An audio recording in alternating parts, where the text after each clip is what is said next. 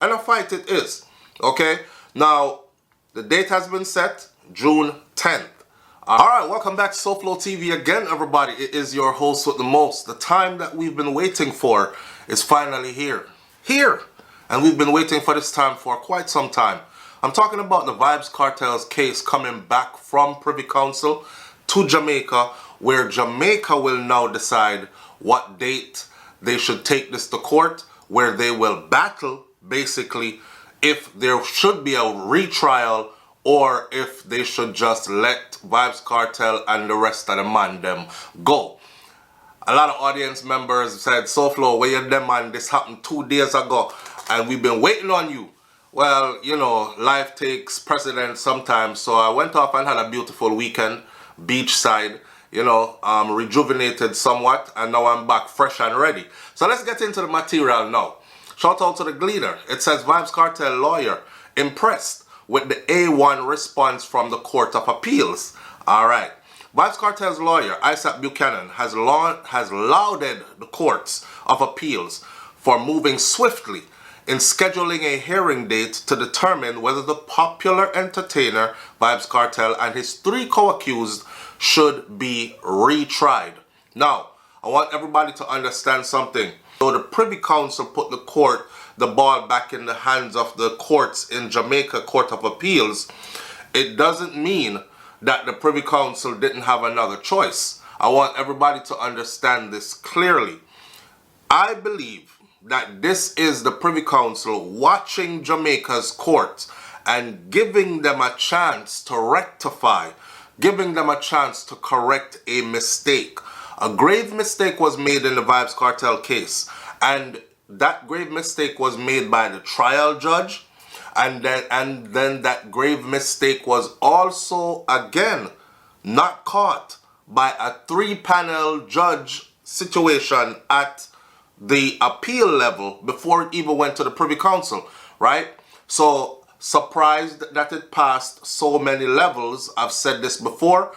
It passed so many levels of well-schooled, intellectual people who knew the law fully. It only passed them because it was a concerted effort to keep Vybz Kartel and the guys right where they were at for as long as they could. Okay, it made it all the way to Privy Council. That grave mistake was exposed. Their sentence of life in prison was what the word they used again? Quashed at the Privy Council. So they no longer have that hanging over their head. And now we're back in Jamaica again. The Privy Council had another choice. Please understand this. The Privy Council could have said, well, we understand that a grave mistake was made. Yeah, they kept the juror on that they should not have kept on. But the amount of evidence is so damning and it's so irrefutable that we think the life sentence that was imposed upon them should stand and not quash it. They didn't do that. They quashed it. Okay? And I want people to understand that. Now moving forward, the Court of Appeal yesterday issued a notice informing that a hearing date has been set for June 10th, when the court will hear submissions over a 5-day period. June 10th. Today, as I'm doing this video for you, this is April 15th. So from April 15th to the end of April, so let's say we have 2 more weeks, and then we have the whole month of May, which is 30 days, right? 30 days plus 2 weeks, and then we'll be in June, right? And then 10 days into June, they will start. So we have roughly a month and 3/4 of a month. Let's call it 2 months. Almost 2 months from now, or a month and a half from now, so to speak. But there's work going on behind the scenes, because now the lawyers must, which I am absolutely sure they were already prepared. They must now prepare themselves for this fight. And a fight it is. Okay? Now, the date has been set, June 10th. Alright, this is what we've been waiting for. Justice Marvin McDonald Bishop, in issuing the notice, gave the appellants until May 6th to file their submissions for why a retrial should not be ordered, while the prosecution which is pushing for another attempt to retry the men, they will have until May 31st to file their response. The first thing someone said was, how come the prosecution get more time to file a response and the men, so to speak, Vybz Kartel's team and Sean Storm them team have such little bit of time to put in their submission? Well, the prosecution cannot respond until a submission is done by Vybz Kartel's team, Sean Storm team. So once their team from the appellants have given their case, they have to make their case. They have to go make their case now why there should not be a retrial. They could go in there and they could stand up and they could say, what, you know what, matter of fact, I'm going to tell you why there should not be a retrial. I'll give you my opinion at the end of this. Stick around. And why I believe that these guys are going to walk free. There is no possible way that there could be a retrial in Jamaica. But I'll give you, listen to this, let me finish this out first. So, Isaac Buchanan, when contacted, said that he was pleased with the quick response of the local appellate courts in Jamaica in setting a date. So big up to them. They're not dragging their feet on it. The local appellate courts in Jamaica, which is the same court that made the mistake and did not see it, right? Okay, mistakes were made. But the local appellate courts, they've set the date. Thank you. The date set June 10th. The court's reaction is A1. They acted the same time as they got the order. That's swift in terms of case management. So there's no hold up to the case. Things are on the way. I would have committed previously that the court acts expeditiously. So it has confirmed that our courts don't waste time, is what Isaac Buchanan said, while adding that they are very mindful of the constitutional challenge. Asked about his client's reaction, Vybz Kartel's reaction to the new development, Buchanan said that he had not yet gotten a chance to speak to him at this point and raise concerns about the decision by the Department of Correctional Services not to allow visits by attorneys on the weekend. So in other words, I think that Isaac Buchanan is unable to visit Vybz Kartel on the weekend. And I believe that this information came down on a Friday evening or Friday afternoon. So it's the weekend, Saturday and Sunday.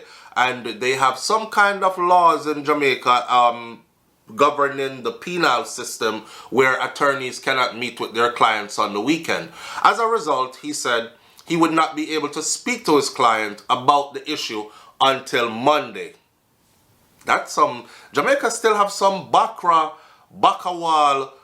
You know, in the US, right, since we imitate the US so much, an attorney can get to his client whenever he has to, 7 days a week, Sunday, Monday, Tuesday. There is no attorney visits on Friday, on Saturday, on Sunday. Court could be on Monday. People have to be allowed time to prepare for the process, right? So attorneys basically have rights to their clients, visits, like 24/7, 365. Well, not 24/7, but within business hours, 7 days a week. That's something Jamaica should really look into. Anyways, in the meantime, Director of Public Prosecutions, Paula Llewellyn, because she's in the storm of this, when contacted, she confirmed that her office has received the notice as well. That means everybody has the notice, everybody is on board. I'm loving this. One person is not saying, well, we didn't get it yet, because that happens a lot in Jamaica's court system. We didn't get it, and then now they're delayed for months again, right? Prosecutor Paula Llewellyn, Director of Public Prosecution, when contacted, confirmed that her office did receive it, but she declined to make any comments on the issue. On March 14th, the Jamaica's final Court of Appeal, the UK-based Privy Council, quashed the murder conviction of Adidja Vybz Kartel Palmer, Sean Storm Campbell, and Kahir Jones and Andre St. John. These guys no longer had that hanging over their head. They went back to being innocent men who are accused. They were convicted in 2014 for Clive Lizard Williams' murder in 2011. Kartel and the others were sentenced to life in prison. However, the Privy Council said in its judgment that the men's conviction should be quashed on the grounds of juror misconduct and other points, but the most pressing, the juror misconduct. The court ruled that the trial judge should have dismissed a tainted juror who is Livingston Kane, who was later found guilty of accepting a bribe to try to influence other jurors in the case. So they used Livingston Kane all throughout the trial, knowing he was guilty, and then at the end of the trial they prosecuted him and found him guilty and sent him to prison himself. That means you're saying to the system, he's definitely guilty to us. Well, if he's definitely guilty to you, he should have never stayed, right? Because his decision went into the final decision, and we don't know if it was a guilty or an innocent verdict that he voted for. So it messed up the outcome, and the outcome therefore was not a true outcome. Kartel and his co-accused have denied any involvement in the killing of Williams. These men still say, I didn't do it. May I look for make sure some camera actually is recording properly. I hate to do these long videos and then halfway through find out the camera stopped recording a long time ago. Now anyways, these men have maintained their innocence. The prosecution's case, however, was that the appellant murdered Williams on August 16th of 2011 after he failed to return 2 licensed guns to them, which Palmer had given him for safekeeping. Williams was not seen or heard from after that particular date that they chose, and his body was never found. Okay, now let's talk about retrial. All right. They cannot simply go, the prosecution, Paula Llewellyn's team or people from the Department of Public Prosecution, they cannot simply just go into court and say, here is the same evidence from the first trial, this is what we're going off of, and that's it. It would be the whole thing all over again. They have to literally mount a case again. This is why they will have to start from the appellate court, and they will have to prove their case to the appeal courts why they believe they have enough to mount a case and fight a case and possibly get a guilty verdict. First of all, let's start out with the fact that this is Vybz Kartel we're talking about. He is not your average citizen. He is not the average Jamaican.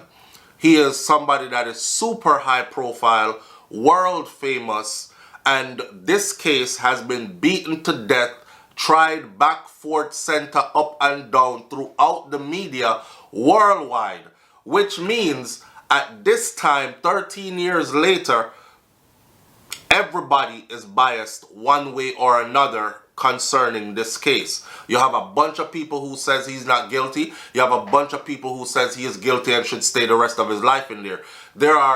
It's divided on both sides. However, because of that, there cannot be a fair trial in Jamaica in this case. Not only that, I've made this analogy before.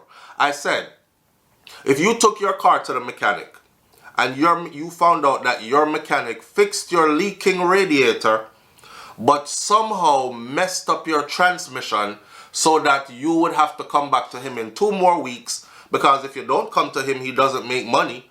So he needs you to come back, and he knows that you don't know much about cars. So if you found out that he rigged your vehicle, would you still bring your vehicle back to him for him to fix the vehicle? Or would you say, I'm staying away from that mechanic because he does shady business? In the Vybz Kartel case, right, I believe that it was purposely done. The case was purposely sabotaged at that level. Remember, Paula Llewellyn said when the judge asked, she said, I have no problem moving forward, even knowing that they had that guy on the case, right, as a juror. Even though they knew they had him as a juror, Livingston Kane, Paula Llewellyn said, I have no problem moving forward. Vybz Kartel's attorneys at the time said exactly what the Privy Council said at Privy Council. Stop the case. No, we don't want to move forward. That's not the proper procedure to do. And the judge, in a concerted effort with Paula Llewellyn, decided, we're moving forward anyways. So they disregarded Vybz Kartel's defense team at the time. You see that? Okay. They disregarded Vybz Kartel's defense team advice to stop the case right there and to do what is necessary to make it, when we get to a verdict, it'll be a true verdict. All right. Then the case goes to the appeal courts in Jamaica, which is ran by a panel of 3 judges. And again, the 3 judges makes the same mistake. And I honestly don't think it's a mistake. I think the trial judge knows those 3 judges and knows Paula Llewellyn, and they had a concerted effort between 5 people to keep these guys where they were at.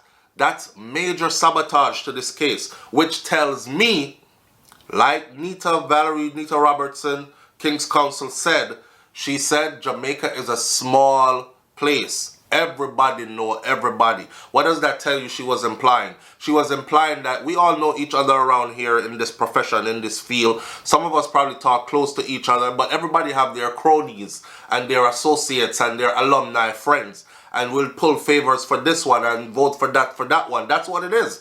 They'll pull strings for each other. And I believe truly that that what was done in Vybz Kartel's case. Now let's talk about evidence. Okay. If this right here is the building that you say SouFLoTV killed a man inside of this building right here, right? SouFLoTV killed a man inside of this building right here. And what did he do to him in there? Boy, him use a pickaxe stick, and him use a pickaxe, and him beat the man to death, and then he dismembered the man's body, and then he mash him up, and him did away with the body or whatever. Stop. We need to get a forensic team inside of this house here, because some form of evidence is needed to back your story about what you say happened in this house here. Right? Right. That way you can't just come out. Listen, none of us can just go to court and just pick any random citizen of Jamaica and say, Isaac Buchanan kill a man in that yellow house there over there. So him chop him up, him beat him, blood everywhere, dismember the body. Okay. We can't just drag Isaac Buchanan before the courts and sentence him to life. We're going to need a forensic team. We're going to need investigating officers.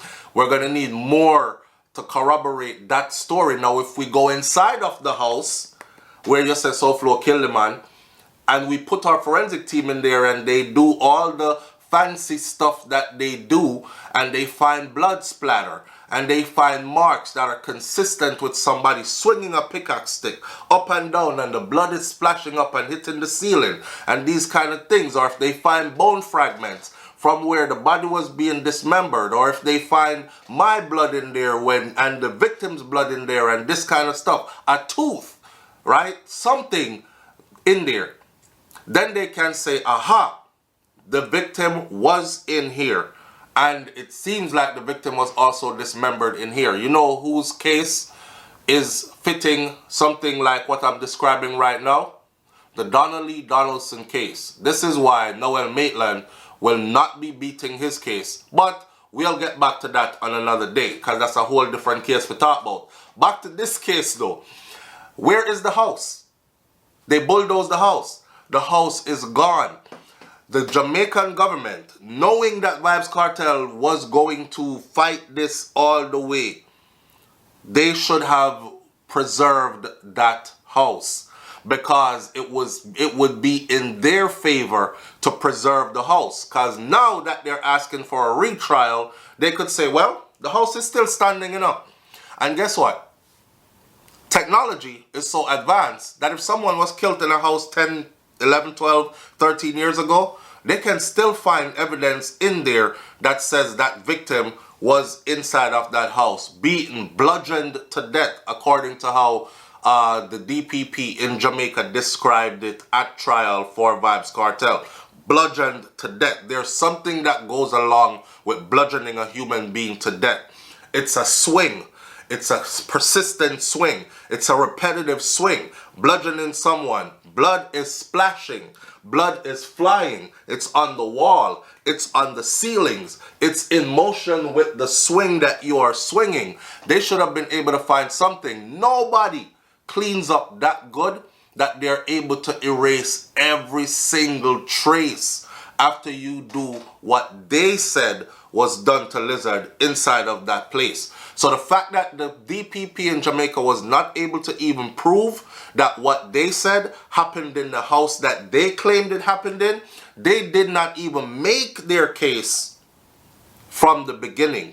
And I've said that for the years gone by, and I'll say it again. So one, can't get a fair trial, and two, it was a sabotaged effort. Three, the limited amount of evidence available today. And then, of course, let's talk about the phone. And let's talk about the police officer who took the phone home, who used the phone, who brought the phone back to the evidence room, put it back in there. On that grounds alone, that case should have been thrown out and would have been thrown out. They still decided to take that piece of tampered evidence and enter it into the trial. Okay, the police officer also lied. The police officer said when the judge asked him what did he do with the phone, he said he only made one phone call and he brought it back. That's a lie, because a lot of stuff on Vybz Kartel's phone was actually released to the public. So it seems like that particular police officer took the phone, shared a bunch of stuff to social media, and we see it in the WhatsApp, shared a bunch of stuff to social media, used the phone for whatever he wanted to use the phone for. They also have proof that they could have used a particular machine to mess with the data on the phone, to mess with the text messaging on the phone, put text where they want to put text in different dates and so on and so forth. So again, that is a ton of questions, which leaves a ton of doubt about the credibility of the material that was found on the phone. Let me say this again. A lot of people say, well, we see the video where the man them did I say, yeah, but swing it, but don't make it catch me, you know, or something like that, and them did stand up there in the dark with the pickaxe stick on something. And I said, doesn't Vybz Kartel do videos? This is like his whole life. This is his work. He does videos. Almost every Vybz Kartel video is like a movie, right? Right. So how do we know that that particular footage that we saw was not them planning a video shoot or on set of a video shoot, right? We go for them anywhere. Gaza, we go for them anywhere. Action over word, me say. Something not gonna fly like bird, me say. Them no say them afraid of me. Dark, right? And that was the theme, and that was the, I'm just giving you an example, and that was the style and the theme of the video. How do we know that that's not what that was? Nobody in that video mentioned the individual who is listed as the victim. Matter of fact, the state has the burden to prove that Lizard is dead. The state has the burden to prove that what they said happened to him happened to him. Many Jamaicans have disappeared from Jamaica, and the state today, if you ask them to give an account for those Jamaicans that have been missing, they don't know. They would tell you, well, I don't know, you know, some of them probably run with Ghana foreign. They're down in Mexico trying to cross into the US. Right? They'll probably tell you, so them down in Mexico trying to cross into the US, or that they have gone into the US, or that they have ran off to other countries, or they don't know if these people are dead and buried. Gunman kill them and drop them in a pit toilet, or bury them in some precipice in Jamaica somewhere. They don't know. Just the same way they do not know where Clive Lizard Williams is. They're trying to string a bunch of stuff together, but it's not adding up, right?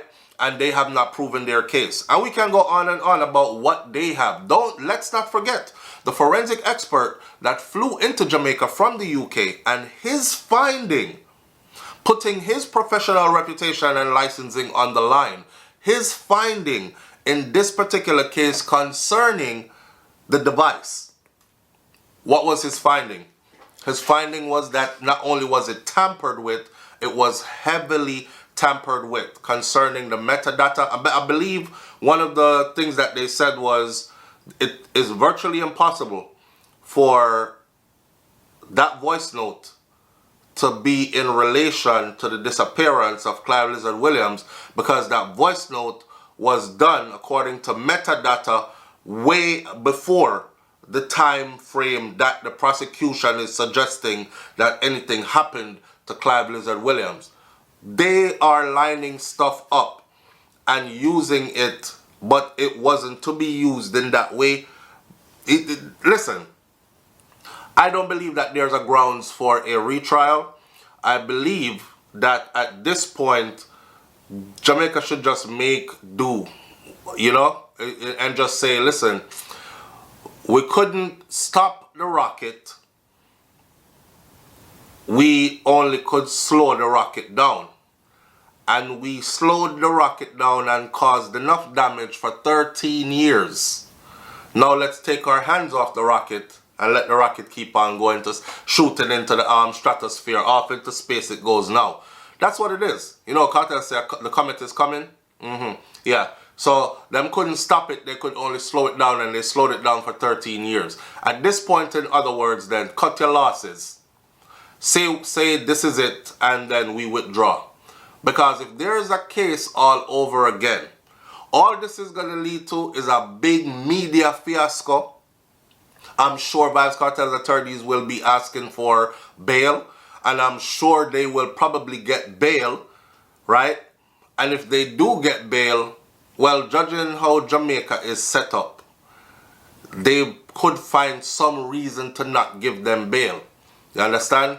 But if they do get bail, could you imagine Vybz Kartel getting up every day to go to court, dressed in whatever fine garms he's dressed in? Because you have to dress good to go to court in a Jamaica. You know? You can't just show up in a V-neck black t-shirt and jeans. You know, you have to go put on a little tie and a nice dress shirt and whatever, and jump out of the Benz or the Beamer or the Range Rover and walk into court, and the media is going to be there. It's going to make for, like Isaac Buchanan said, it'll make for good TV. Now you will have the world involved. Oh, let's not forget that part. Let's not forget the amount of media houses in the US that are heavily invested and interested in this case and is watching this case. They're actually purged on the outside, on the sidelines with their big fancy cameras right now, waiting to see what the outcome of this is going to be. So as we move forward, I am saying this: no retrial.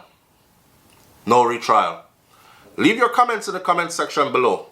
Tell me if you think that this case will go to a retrial, and if it does go to a retrial or don't, what is your opinion? Just leave a little short something in the comment section.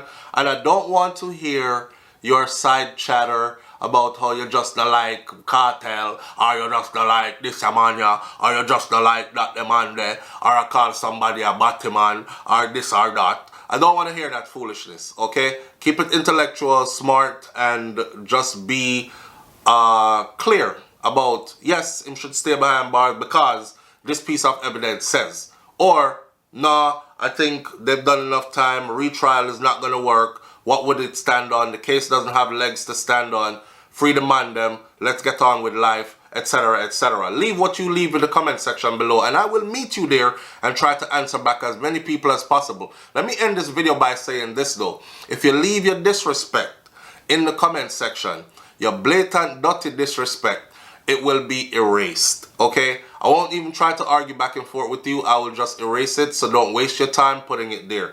I'll catch y'all on the next video. It's SouFLoTV. I'm out. Peace. So we got a couple of things going on the channel. For one, shout out to the people who have their membership. If you have your membership for SouFLoTV, then you know that you are able to go in the chat section when we go live. Every time we go live, it's your privilege, right? Also, it's just another level of support. So shout out to the people who have that. For those who don't have it, we encourage you to get your membership to the channel, right? On top of that, there are other things going on over here as well, like promotion. So if you have a business, whatever business it may be, whether it's a brick and mortar business or it's a online business, we can promote that business for you right here. This channel gains about roughly 1,000 new subscribers every 30 days. 1,000 new subscribers every 30 days. We are now past 360,000 subscribers and counting. So it's a good place for you to put your business before the eyes of the audience, especially if your business has anything to do with the Caribbean, right? And reach out. Just reach out to us and we'll put something together for you. I have packages that can fit everybody's budget and we can all get along. If that's the word I'm supposed to use, get along. But everybody can eat our food, basically, right? So again, regardless of whatever your business is, just remember that I do promotions over here on SouFLoTV. So reach out, let me get your package together, whether you're a musician putting out a new project, an album, a single, if you run a tailor shop, if you run a restaurant, if you run whatever the case may be, if you're a DJ and you a disc jockey who play at parties, your services could be available, advertise here, whatever the case may be, I got you.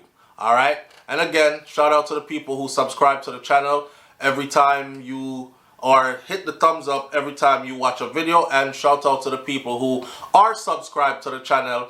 Big up to the people who come through and don't subscribe but they watch the content anyways. You don't think a time for you to subscribe now? Eh?